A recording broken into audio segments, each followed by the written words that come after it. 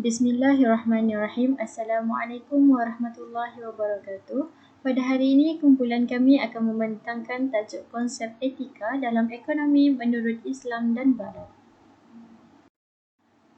Tersebut ialah ahli-ahli kumpulan kami yang akan membentang. Yang pertama ialah Auni Batrisya binti Muhammad Azmi, seterusnya Nur Afiqah Nazihah binti Muhammad Roslan, Nur Bahriah Hawaijah binti Kasturi, Nurul Izzah binti Mahbub, dan yang terakhir sekali adalah Rozanita binti Zamani.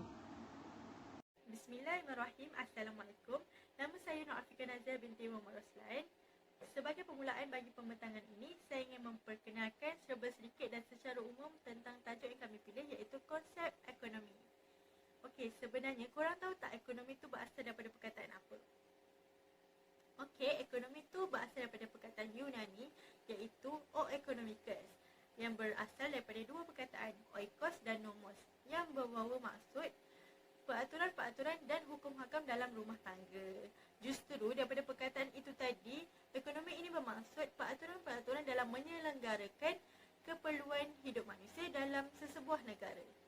Selain itu, dari sudut pandangan Islam, ekonomi ini bermaksud satu kajian ilmu yang mengkaji kegiatan manusia dari di peringkat perolehan, penggunaan dan pengurusan sumber dari segi rohani dan jasmani untuk kebaikan diri, masyarakat dan negara demi memperoleh keredaan Allah Subhanahu Wa Taala. Selain itu, dari sudut pandangan Barat pula, ekonomi ini adalah satu kajian sains sosial yang menunjukkan bagaimana sumber-sumber ekonomi yang terhad ini digunakan oleh manusia mengikut kehendak-kehendak mereka yang tidak terhad. Jadi, seperti mana yang korang tahu, ekonomi Islam ini berasaskan Al-Quran dan Sunnah, manakala yang Barat pula banyak didominasi oleh kuasa-kuasa besar seperti negara Amerika, negara China yang menggunakan sistem kapitalis dan sosialis. Terdapat 3 objektif kajian. Yang pertama, mengenal pasti sejarah perkembangan ekonomi Islam dan Barat, mengkaji faktor kemunculan dan kejayaan tamadun menurut ekonomi, dan yang terakhir sekali ialah menilai perbezaan tamadun Islam dan Barat dari perspektif ekonomi.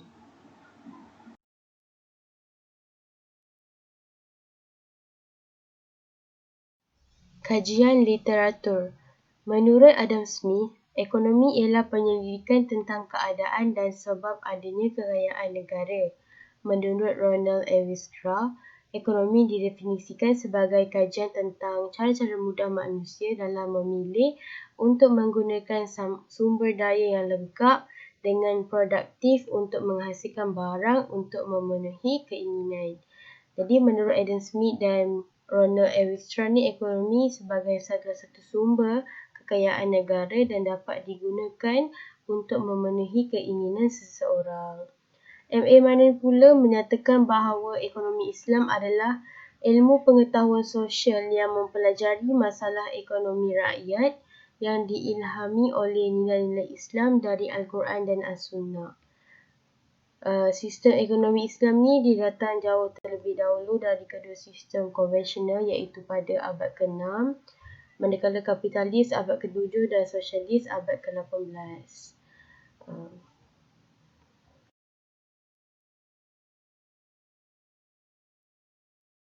Okey, baiklah, bahagian awal pembentangan ini akan menghuraikan tentang sejarah perkembangan ekonomi Islam. Korang tahu tak, kejayaan ekonomi Islam pada masa kini sebenarnya telah melalui 3 tahap perkembangan. Yang pertama, tahap kecemerlangan. Yang kedua, tahap kemerosotan. Dan ketiga, tahap kebangkitan semula. Okey, yang pertama tadi, tahap kecemerlangan. Tahap ini berlaku pada zaman awal Islam, iaitu kedatangan agama Islam pada awal abad kedua Hijrah. Abad kedua Hijrah ini bermaksud lingkungan tahun 101 hingga tahun 200.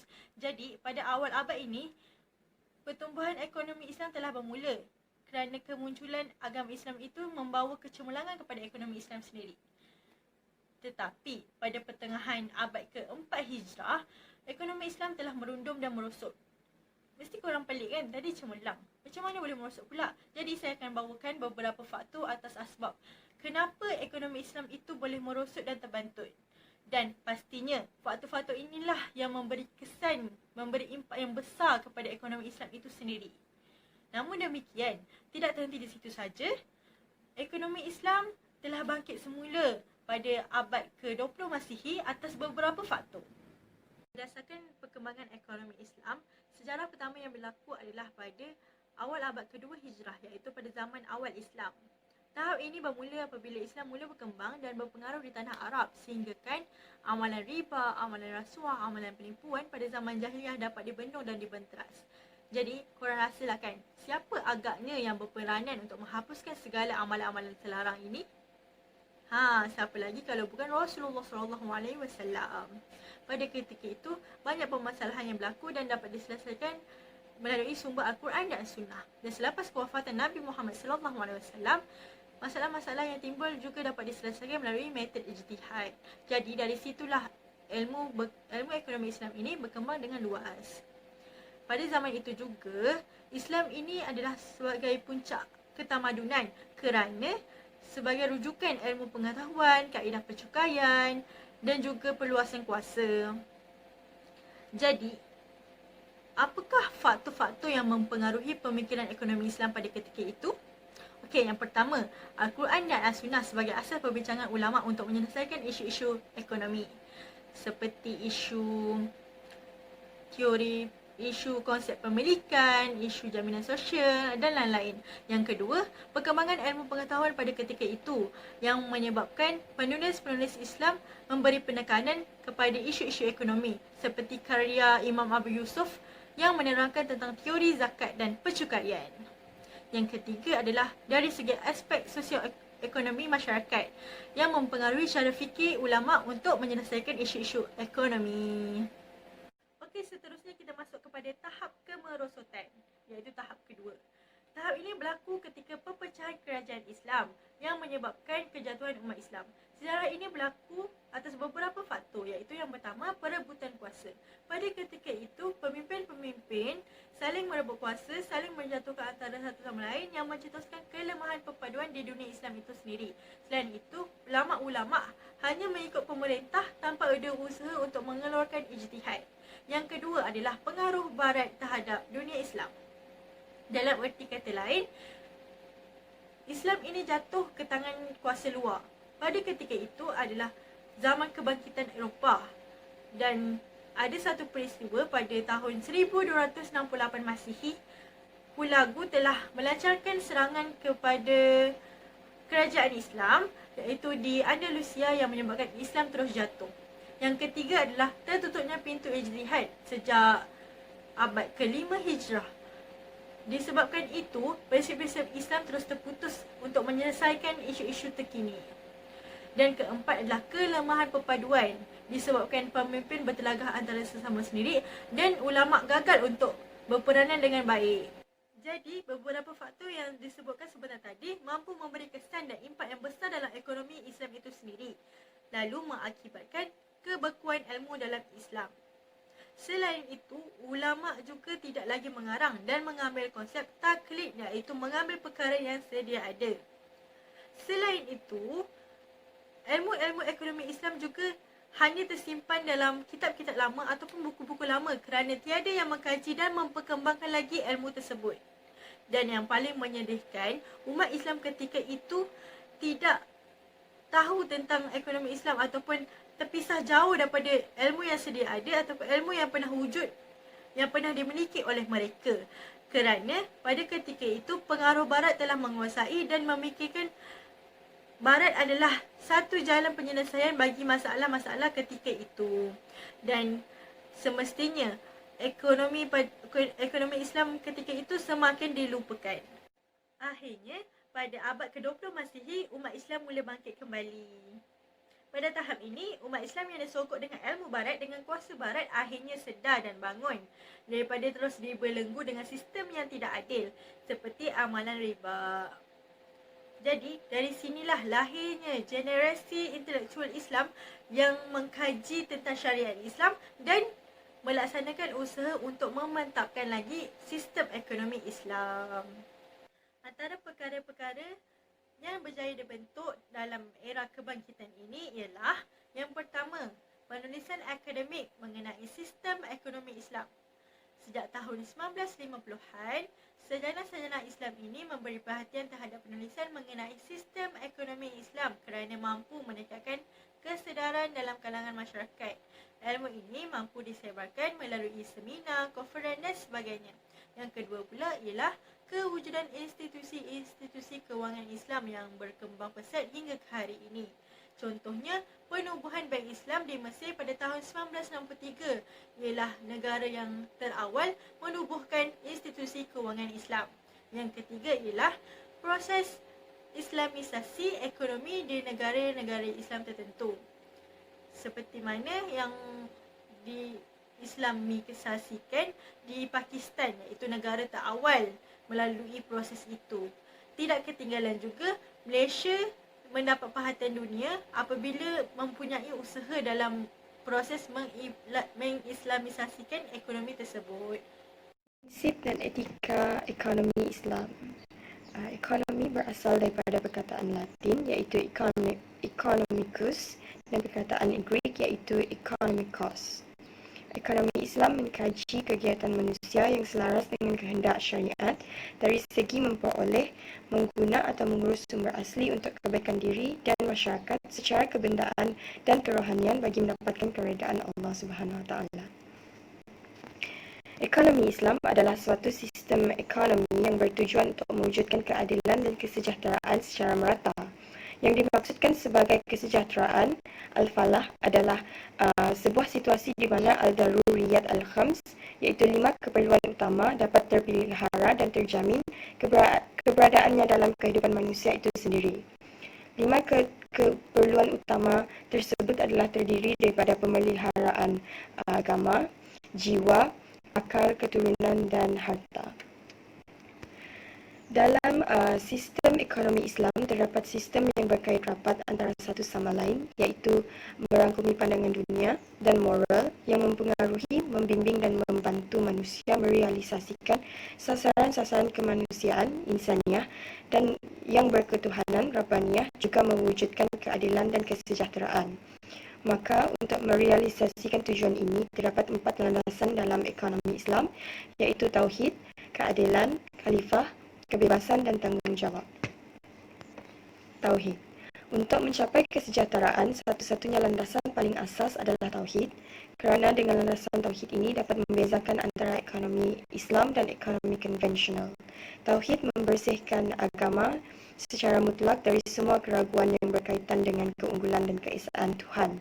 Hanya Allah yang patut disembah dan diagungkan dan dijadikan tempat mengadu.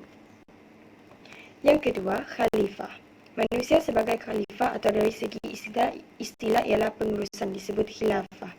Merupakan fungsi utama menyediakan asas bagi sistem perekonomian di mana kerjasama atau gotong royong mengganti persaingan yang selama ini menjadi ciri dominan proses interaksi ekonomi konvensional. Yang ketiga ialah keadilan dan keseimbangan. Ibnu Taymiyah pernah berkata bahawa Allah menyukai negeri adil meskipun kafir, tetapi tidak menyukai negara tidak adil meskipun beriman. Dan dunia akan dapat bertahan dengan keadilan meskipun tidak beriman, tetapi tidak akan bertahan dengan ketidakadilan meskipun Islam. Keadilan telah dipandang oleh para fuqaha sebagai isi utama dalam maqasid syariah. Islam menentang berbagai bentuk ketidakadilan, ketidaksamarataan, eksploitasi, penindasan dan kekeliruan sehingga seseorang menjatuhkan hak orang lain atau tidak memenuhi kewajipan terhadap mereka. Seterusnya adalah kebebasan. Kebebasan di sini bukan bermaksud bebas mutlak tanpa batas, tetapi kebebasan yang terikat dengan hak-hak orang lain dengan kepentingan umum bagi masyarakat dan yang paling penting ialah keterikatan dengan syariat Islam. Di sini manusia mempunyai satu kebebasan bagi membuat suatu keputusan ekonomi yang berkaitan dengan memenuhi keperluan hidupnya. Oleh kerana dengan kebebasan itu, manusia mampu menentukan potensinya dengan melakukan inovasi-inovasi dalam kegiatan ekonomi. Dan akhir sekali adalah tanggungjawab. Dalam pandangan Islam, tanggungjawab manusia tidak terbatas hanya pada tanggungjawab individu dan sosial, tetapi juga merangkumi tanggungjawab kepada Allah Subhanahu Wa Taala. Maka dari itu, makna kebebasan adalah suatu amanah dari Allah yang perlu dilaksanakan manusia. dalam kehidupan seharian. Bertanggungjawab manusia perlu difahami dalam suatu aspek, iaitu aspek transcendental, suatu keyakinan akan berlakunya hari pembalasan, iaitu perhitungan sebagai self-control, sehingga bagi orang yang sedar akan kewujudan hari pembalasan akan mampu menunjukkan kehidupan dengan sikap dan perilaku yang baik. Bismillahirrahmanirrahim. Assalamualaikum warahmatullahi wabarakatuh. Nama saya Nur Bahriah Hawaizah binti Kasturi dan saya akan membentangkan faktor kemunculan dan kejayaan tamadun dalam aspek ekonomi. Setiap kejatuhan tamadun pastinya diakhiri dengan satu kejayaan ataupun kemajuan di mana hasil daripada usaha dan gigih masyarakat dalam tamadun tersebut. Hal ini termasuklah dalam ekonomi tamadun yang pada awalnya mengalami banyak masalah pada zaman kemerosotan mereka sehingga menjatuhkan tamadun dan masyarakat mengalami kesukaran dalam kehidupan mereka. Jadi pada bahagian saya akan menerangkan beberapa faktor kemunculan dan kejayaan tamadun tersebut hanya dalam aspek ekonomi. Antara faktor-faktornya adalah perdagangan antarabangsa, sumber ekonomi yang hebat, infrastruktur yang hebat bersifat terbuka kepada seluruh kelompok masyarakat, interaksi antara tamadun dan kedudukan tamadun yang strategik. Jadi kita teruskan dengan isi yang pertama, iaitu perdagangan antarabangsa. Seperti yang kita sedia maklum, perdagangan bermaksud jual beli yang melibatkan dua pihak, dan antarabangsa adalah komunikasi antara satu negara dengan negara yang lain. Tapi pada zaman ini kita gunakan perkataan tamadun, jadi komunikasi antara satu tamadun dengan tamadun yang lain. Perdagangan antarabangsa. Orang luar daripada tamadun lain turut datang ke tamadun Islam untuk melibatkan diri mereka dalam aktiviti perdagangan. Jadi dalam aktiviti perdagangan, masyarakat dalam tamadun Islam ini menggunakan kreativiti mereka untuk mencipta pelbagai jenis barangan, dan apabila pedagang-pedagang luar datang ke tamadun mereka, mereka lebih tertarik dengan hasil tangan masyarakat dalam tamadun ini. Jadi begitu juga sebaliknya, masyarakat dalam tamadun ini tertarik dengan hasil tangan dari masyarakat daripada tamadun lain, dan di sini juga berlakunya pertukaran barang yang dahulunya dikenali sebagai sistem barter. Jadi kita teruskan dengan isi yang kedua, iaitu infrastruktur yang hebat. Dalam masa pedagang-pedagang luar ini datang, mereka juga tertarik dengan suasana ataupun infrastruktur yang ada pada tamadun ini. Contohnya, pembinaan terusan ataupun tali air di Sungai Nil yang diarahkan oleh Saidina Umar radhiyallahu anhu. Selain tertarik juga untuk meneruskan perdagangan mereka, mereka juga tertarik untuk menetap di tamadun tersebut. Contoh lain bagi infrastruktur adalah jalan-jalan yang menghubungkan kota-kota diterapi dengan batu dan diterangi oleh lampu pada zaman pemerintahan Bani Umayyah. Jadi apabila mereka berpindah dan kembali ke tempat asal mereka, mereka telah membawa nama tamadun ini sekaligus membuatkan tamadun-tamadun lain juga mengenali tamadun Islam yang terkenal dengan adanya infrastruktur yang hebat. Ini semua hasil daripada pemikiran masyarakat tamadun yang semakin meluas setelah berlalunya zaman kemerosotan, di mana penulis tidak menjalankan tugas untuk mengarang bahan bacaan dan perpecahan umat Islam pada zaman kemerosotan tersebut. Isi yang ketiga, apabila pedagang-pedagang luar datang ke tamadun ini, jadi interaksi antara satu tamadun dengan tamadun yang lain berlaku, di mana mereka saling bertukar cerita ataupun idea apabila berjumpa ataupun menjalankan aktiviti jual beli mereka. Seperti yang kita tahu, pemikiran seseorang manusia itu adalah terhad, dan pemikiran antara satu manusia dengan satu manusia yang lain adalah tidak sama. Jadi di sini dengan adanya komunikasi yang berlaku antara dua tamadun yang berbeza telah membawa idea-idea baru dan penambahbaikan boleh diambil sebagai iktibar dan ilmu pengetahuan yang baru. Tambahan pula, dalam perjalanan untuk lebih memajukan tamadun mereka sendiri, interaksi ini amatlah penting kerana ianya boleh menarik lebih ramai orang daripada tamadun lain untuk datang ke tamadun mereka, sekaligus mengembangkan lagi tamadun mereka menjadi salah satu tamadun yang besar pada zaman itu. Jadi kita teruskan dengan isi yang keempat, iaitu sumber ekonomi yang luas. Pada kemunculan tamadun ini, zakat merupakan salah satu sumber ekonomi yang wujud, di mana ianya mengurus dari segi kewangan. Apabila disentuh perkara yang melibatkan kewangan, orang Islam pada tamadun ini amat menitik beratkan aktiviti perdagangan, dan zakat ini ditubuhkan bagi membantu mereka yang memerlukan. Pada masa yang sama, dalam membantu, ianya turut menjadi dorongan yang hebat bagi berusaha mencari harta mereka sendiri. Ini untuk memastikan kehidupan mereka lebih terjamin pada masa hadapan dan lebih terjaga. Semakin hari, wilayah kekuasaan Islam semakin luas dan sumber ekonomi turut menjadi lebih kukuh dan luas. Hal ini menjadi salah satu faktor terbesar dan menyumbang kepada kemajuan ekonomi pada kemunculan semula tamadun Islam. Terbuka untuk seluruh kelompok masyarakat. Tamadun ini tidak pernah meminggirkan mana-mana kelompok untuk terlibat dengan aspek ekonomi ataupun senang kita tumpukan kepada aktiviti perdagangan. Hal ini kerana Islam tidak pernah membezakan antara satu manusia dengan manusia yang lain, dan ini juga telah menjadikan mereka bersama-sama dalam memajukan tamadun mereka sendiri, iaitu tamadun Islam. Sebagai contoh, tamadun Islam mengiktirafkan tamadun-tamadun yang lain juga baik dan bermanfaat untuk tamadun mereka. Jadi mereka boleh mengambil pengajaran daripada tamadun yang lain dalam memajukan tamadun mereka sendiri.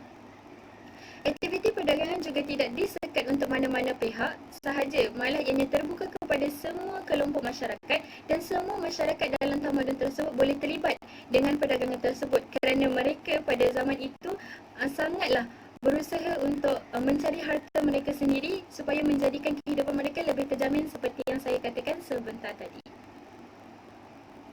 Dan akhir sekali, kedudukan tamadun yang strategik juga menjadi satu asbab utama kemunculan dan kejayaan tamadun dalam aspek ekonomi. Kenapa?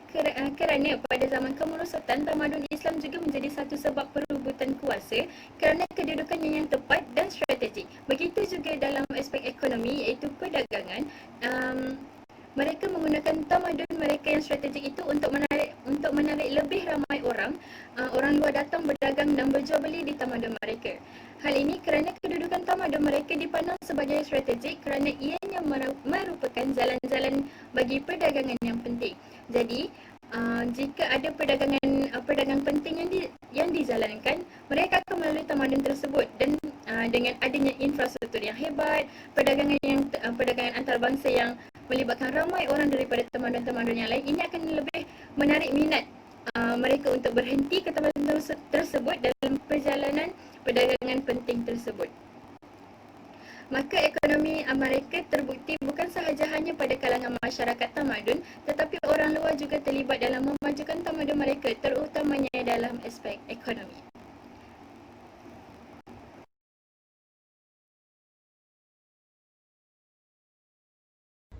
Seterusnya kita teruskan dengan sejarah dan falsafah daripada tamadun barat.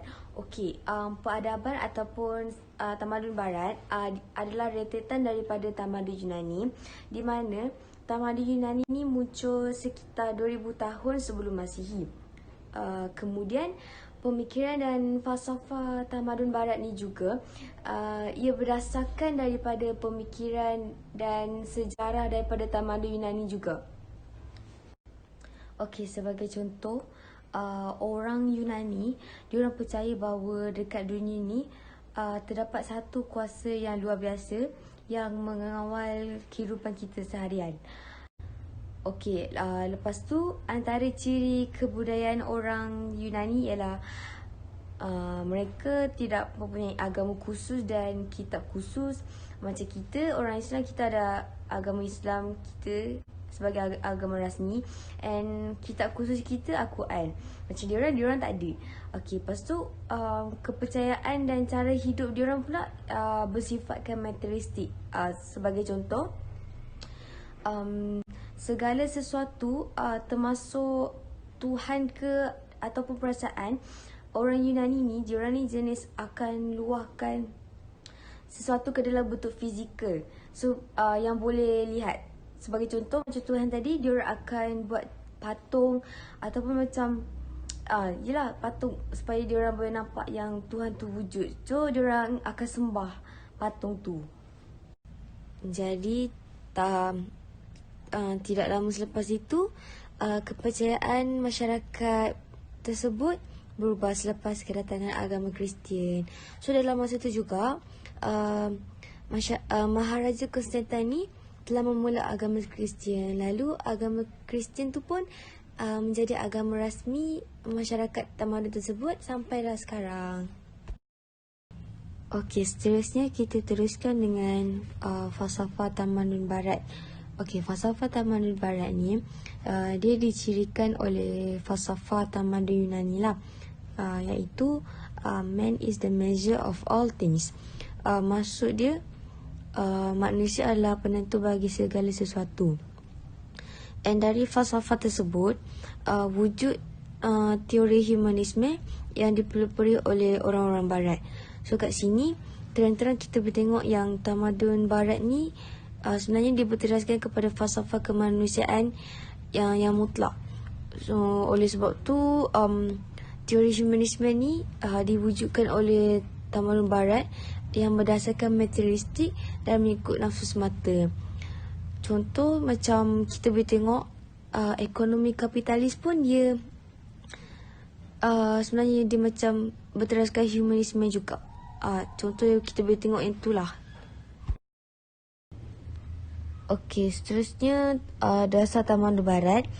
Kat sini saya sertakan tujuh dasar, iaitu sekularisme, modernisme, rasionalisme, liberalisme, pragmatisme, kolonialisme dan materialisme. Okey. Yang pertama, sekularisme. Okey, sekularisme ni fahaman yang memisahkan keduniaan dan urusan keagamaan. Yang kedua, modernisme. Modernisme ni pula fahaman yang mengajak masyarakat supaya meninggalkan segala bentuk amalan tradisional dan agama ke arah hidup yang lebih moden dan memikirkan perubahan dalam masyarakat. Yang ketiga, rasionalisme. Rasionalisme ni aliran pemikiran yang berasaskan potensi akal semata. Yang keempat, liberalisme. Liberalisme ni aliran pemikiran yang bertujuan untuk meningkatkan kebebasan yang diberikan kepada individu dalam berbagai bidang. Yang kelima pula, pragmatisme, iaitu fahaman yang mementingkan kehendak majoriti masyarakat walaupun salah dan memberi kesan buruk kepada akidah dan akhlak masyarakat tersebut. Yang keenam, kolonialisme. Kolonialisme ni ialah fahaman penjajahan terhadap semua aspek kehidupan masyarakat seperti pemikiran sistem politik dan pentadbiran. Dan yang terakhir sekali, materialisme, iaitu fahaman yang meletakkan nilai kebendaan sebagai tujuan utama kehidupan di dunia ini dan menerima semua yang berbentuk fizikal serta menolak aspek spiritual dan metafizik.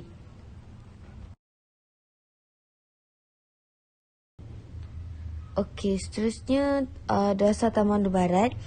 Kat sini saya sertakan tujuh dasar, iaitu sekularisme, modernisme, rasionalisme, liberalisme, pragmatisme, kolonialisme dan materialisme. Okey. Yang pertama, sekularisme. Okey, sekularisme ni fahaman yang memisahkan keduniaan dan urusan keagamaan. Yang kedua, modernisme. Modernisme ni pula fahaman yang mengajak masyarakat supaya meninggalkan segala bentuk amalan tradisional dan agama ke arah hidup yang lebih moden dan memikirkan perubahan dalam masyarakat. Yang ketiga, rasionalisme. Rasionalisme ni aliran pemikiran yang berasaskan potensi akal semata. Yang keempat, liberalisme. Liberalisme ni aliran pemikiran yang bertujuan untuk meningkatkan kebebasan yang diberikan kepada individu dalam berbagai bidang. Yang kelima pula, pragmatisme, iaitu fahaman yang mementingkan kehendak majoriti masyarakat walaupun salah dan memberi kesan buruk kepada akidah dan akhlak masyarakat tersebut. Yang keenam, kolonialisme. Kolonialisme ni ialah fahaman penjajahan terhadap semua aspek kehidupan masyarakat seperti pemikiran sistem politik dan pentadbiran. Dan yang terakhir sekali, materialisme, iaitu fahaman yang meletakkan nilai kebendaan sebagai tujuan utama kehidupan di dunia ini dan menerima semua yang berbentuk fizikal serta Mulalah aspek spiritual dan metafizik. Assalamualaikum warahmatullahi wabarakatuh. Saya Nur Izzah binti Mahbub. InsyaAllah saya akan teruskan kepada perbezaan antara tamadun Islam dan tamadun Barat. Yang pertama, tamadun Islam, sumber ciptaan milik Allah SWT. Allah pemilik mutlak segala harta dan manusia diamanahkan untuk menguruskan segala harta. Yang bermaksud kita perlulah menguruskan segala harta dengan cekap dan adil kepada semua masyarakat dengan mengikut syarak. Berbanding dengan tamadun Barat, sumbernya terhad tidak mencukupi kerana berlakunya pertentangan antara kepentingan individu dan masyarakat dalam memaksimumkan kepuasan mereka. Yang kedua, untuk mencapai al-falah dan keredaan Allah Subhanahu Taala. Seperti yang kita tahu dalam tamadun Islam, objektif utamanya adalah untuk mencapai kebahagiaan dunia dan akhirat. Berbanding dengan tamadun Barat, untuk mendapatkan keuntungan semata-mata walaupun terpaksa berlaku penindasan dan kezaliman terhadap sesuatu masyarakat tanpa mengira kebajikan mereka. Kerana mereka lebih pentingkan harta daripada menjaga kebajikan masyarakat. Okey, seterusnya manusia sebagai khalifah dan ekonomi sebagai ibadah. Bermaksud dalam tamadun Islam, kita sebagai manusia perlulah menjadi khalifah pemerintah negara yang mengawal ekonomi negara, bukanlah ekonomi yang mendominasikan manusia. Jadi dalam perspektif Islam, kita yang mengawal ekonomi, bukan ekonomi yang mengawal kita. Pada pandangan Barat pula, kehendak tidak terhad, manusia ekonomi berdasarkan kehendak, iaitu kehendak manusia yang sentiasa tidak pernah habis dan tidak pernah puas kerana hanya mengikut nafsu semata-mata. Okay, seterusnya, dalam tamadun Islam, ia sangat fleksibel, menyeluruh dan menjaga kebajikan masyarakat dan hendak saling membantu antara satu sama lain tanpa mementingkan kepentingan diri sendiri, berbanding dengan tamadun Barat yang mempunyai sistem seperti sistem kapitalis, sosialis, komunis dan campuran yang hanya mementingkan kepentingan individu dan tidak menjaga kebajikan masyarakat. Okey, saya nak tambah sikit perbezaan antara ekonomi tamadun Islam dan tamadun Barat. Dalam tamadun Islam, dari segi ekonominya, mereka bebas untuk membuat pilihan atau perangan yang mereka hendak memiliki, dan pemilikan bebas dimiliki oleh seseorang tanpa ada sekatan daripada pihak kerajaan. Berbanding dengan dari segi ekonomi tamadun Barat, mereka mempunyai pemilikan persendirian mengikut jenis-jenis ekonomi yang mereka guna di sesuatu negara, contoh macam sistem kapitalis, sosialis dan komunis, kerana mereka setiap jenis itu mempunyai pemilikan yang tertentu. Contohnya pemilikan persendirian, pemilikan kerajaan ataupun perlu meminta keizin daripada firma dan sebagainya. Jadi ini merupakan salah satu perbezaan yang ketara bagi ekonomi dari segi tamadun Barat dan tamadun Islam. Okey, seterusnya saya akan teruskan kepada sistem ekonomi kapitalis. Ini merupakan salah satu bentuk sistem dalam tamadun Barat ataupun konvensional. Okey, sistem ekonomi kapitalis ni bersifat pasaran bebas. Pasaran bebas dalam membuat pilihan dan penentuan harga dan bersifat individual. Dan sistem ekonomi kapitalis ni dia dimiliki sepenuhnya oleh individu tanpa campur tangan oleh pihak kerajaan, dan mengakibatkan jurang yang sangat ketara antara golongan miskin dan kaya kerana kepentingan seseorang individu yang hanya ingin mendapatkan keuntungan semata-mata tanpa menjaga kebajikan masyarakat. Kiranya kapitalis ni hanyalah kepentingan individu semata-mata, bukan untuk membantu masyarakat yang lain. Okey, yang kedua adalah sistem ekonomi sosialis. Okey, sistem ekonomi sosialis ni pula merupakan salah satu sistem perancangan pusat yang dimiliki sepenuhnya oleh pihak kerajaan, bukan individu. Sistem ekonomi sosialis ni terbalik kepada sistem ekonomi kapitalis. So, semuanya diuruskan oleh pihak kerajaan dan firma. kerajaan berkuasa memiliki sepenuhnya harta dalam sebuah negara tu, dan rakyat tidak diberi kebebasan langsung untuk memilih barang, untuk memilih pekerjaan, kerana semuanya telah ditetapkan oleh pihak kerajaan. Okey, seterusnya kita pergi kepada sistem ekonomi komunis. Okey, sistem ekonomi komunis ni lebih kurang dengan sistem ekonomi sosialis, sama juga tidak mengiktirafkan segala harta pemilikan persendirian dan hanyalah milik kerajaan semata-mata dan berkuasa penuh atas milik kerajaan. Segala pentadbiran, segala urusan kewangan semuanya diuruskan oleh pihak kerajaan tanpa campur tangan individu, dan rakyat dan swasta juga tidak dibenarkan untuk menguasai segala kuasa ataupun sumber daripada negara. Sebenarnya sistem ekonomi komunis ni lebih kejam daripada sistem ekonomi sosialis kerana mereka tidak dibenarkan langsung, dan kalau ada pun pihak kerajaan nak bagi apa-apa sumber, bergantung kepada mereka. Kalau diorang rasa mereka nak bagi, mereka bagi. Kalau tidak, rakyat tak dapat apa-apa. So memang sistem ekonomi komunis ni tidak menjaga kebajikan apa-apa bagi masyarakat. Okey, ada sekali iaitu sistem ekonomi campuran, iaitu gabungan antara sistem ekonomi pasaran bebas dan sistem ekonomi perancangan berpusat, iaitu segala harta dan sumber dikawal oleh pemerintah dan pihak swasta, iaitu individu. Individu dan kerajaan boleh memiliki sumber-sumber daripada hasil negara. Tujuan kerjasama daripada pihak kerajaan adalah untuk mengatasi segala kelemahan, iaitu terutamanya berkaitan dengan mekanisme harga pasaran dalam sesebuah negara, dan tujuan adalah gabungan untuk kerajaan dan pihak individu adalah untuk menstabilkan ekonomi dalam sebuah negara, untuk mengelakkan segala monopoli yang berlaku dan menyediakan segala keperluan dan kehendak untuk menjaga kebajikan masyarakat, serta dapat membantu mereka meningkatkan lagi ekonomi negara. Antara contoh negara yang mengamalkan sistem campuran ni adalah seperti di negara kita lah, Malaysia, Indonesia dan banyak lagi.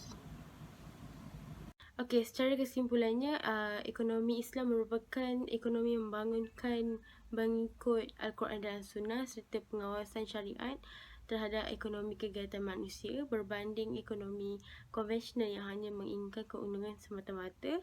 Dan jelaslah kelemahan-kelemahan daripada teori ekonomi konvensional menyebabkan keruntuhan ekonomi itu sendiri, dan muncullah ekonomi Islam sebagai solusi untuk permasalahan ekonomi di negara kita.